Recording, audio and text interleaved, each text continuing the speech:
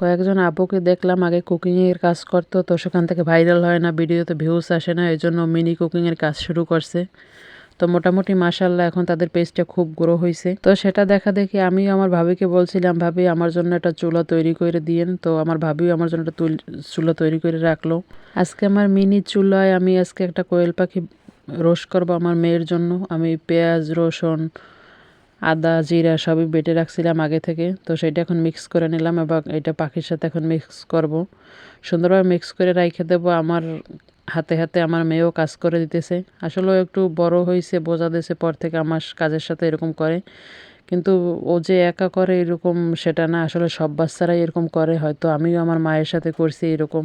এটা আমি এইভাবে এখন রেখে দেবো, বেশি সময় রাখতে পারবো না, হয়তো আধা ঘন্টা 40 মিনিট আমি রেখে দেবো। এর ভিতরে আমি চুলা ধরাই ফেলাবো। মিনি কিচেনে যে আপুরা রান্না করে তাদেরকে অনেকের দেখছি কেরাসিন দিয়ে তারা চুলাটা ধরায়। এক আপুরে দেখলাম মোমবাতি দিয়ে সে আসলে চুলায় রান্নাবান্না করে। ভালোই রান্নাবান্না হয়, কিন্তু সময় লাগে অনেক। এক আপুরে দেখলাম মেডিসিন ব্যবহার করে, মানে যে যেভাবে পারে সেইভাবেই সে চুলাটা ব্যবহার করে।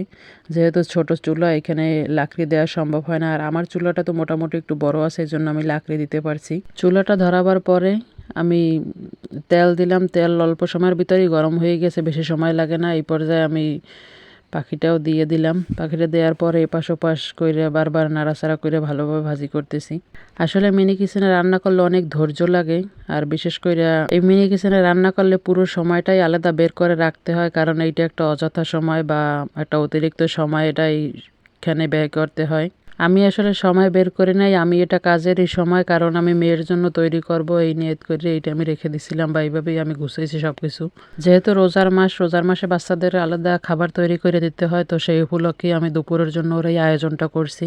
ভাজি করা শেষ হবার আগেই যখন একবারে হইয়া আসছে, এ পর্যায়ে মেয়ে চলে গেছে, প্লেট করে ভাত নিয়ে আসছে। সে গরম গরমই খাবে, সে তো অনেক আনন্দিত। কারণ একদিকে ছোট চুলা, অন্যদিকে সে খাইতে চাইছে এই পাখিটা, এই জন্য।